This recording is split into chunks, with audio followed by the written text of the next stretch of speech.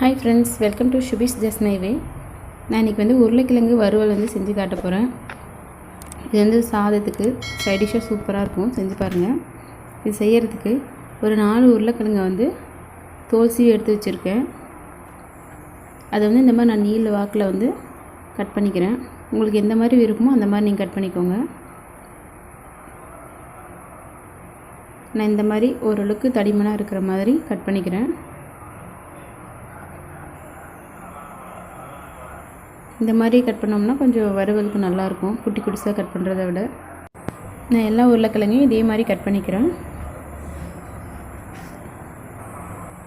நான் கட் பண்ண உருளைக்கிழங்கு எல்லாத்தையும் ஒரு பவுலில் தண்ணி எடுத்து அதில் போட்டு நல்லா கழுவிக்கலாம்.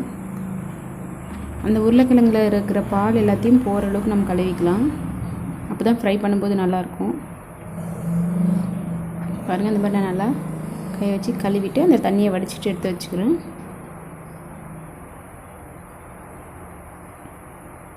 நல்லா ஒரு 2 டைம்ஸ் நல்லா கழுவிடுங்க. கழுவிட்டு தண்ணியை வடித்து வச்சிடலாம். அடுத்து நான் ஃப்ரை பண்ணுறதுக்கு ஒரு பேனில் கொஞ்சமாக எண்ணெய் ஊற்றிக்கிறேன். உங்களுக்கு ஃப்ரை பண்ணுற தேவையான அளவுக்கு எண்ணெய் ஊற்றிக்கோங்க. ஒரு 2 ஸ்பூன் எண்ணெய் இருந்தாவே போதும். அதில் 1 ஸ்பூன் கடுகு, 1 ஸ்பூன் உளுந்து, ரெண்டும் நல்லா பொரியட்டும். கொஞ்சமாக கருவேப்பிலையும் போட்டுக்கிறேன்.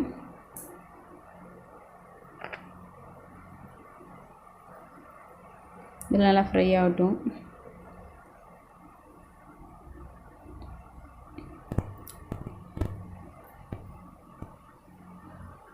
இது பொரிஞ்சதுமே நான் ஒரு வெங்காயத்தை கட் பண்ணி வச்சுருக்கேன் நீல வாக்கில். அதையும் இதில் சேர்த்திக்கலாம்.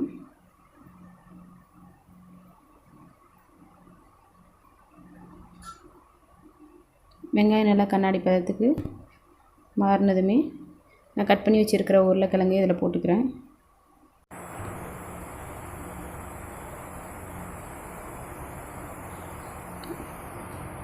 இதையும் சேர்த்து நல்லா எண்ணெயில் ஃப்ரை பண்ணிக்கலாம்.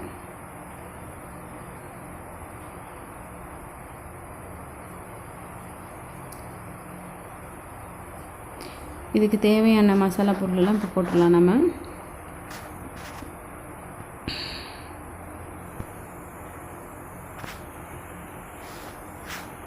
இதுக்கு தேவையான அளவுக்கு உப்பு நான் போட்டுக்கிறேன்.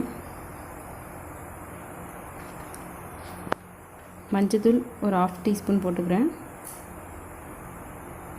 போட்டு நல்லா வணக்கி விட்டுடலாம். உப்பு மஞ்சத்தூளும் போடுறதுனால சீக்கிரமாக உருளைக்கிழங்கு வெந்துடும். நான் ஒரு 1/2 ஸ்பூன் மிளகாய்த்தூள் போட்டுக்கிட்டேன். உங்களுக்கு காரம் எவ்வளோ வேணுமோ அதுக்கு தகுந்த மாதிரி நீங்கள் போட்டுக்கோங்க. 1 ஸ்பூன் கரம் மசாலா போட்டுக்கிறேன்.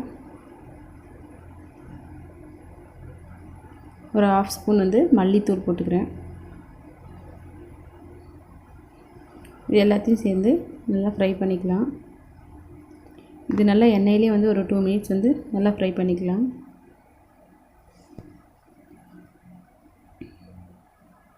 இது நல்லா கோல்டன் கலருக்கு மாறுற அளவுக்கு நம்ம ஃப்ரை பண்ணணும். அப்போ தான் நல்லாயிருக்கும்.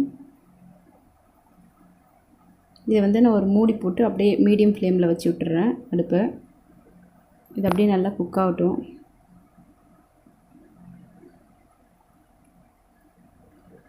ஒரு 2 to 3 மினிட்ஸ் இது நல்லா குக் ஆனதுமே அதுலேயே நல்லா உருளைக்கிழங்குலாம் வெந்துடும்.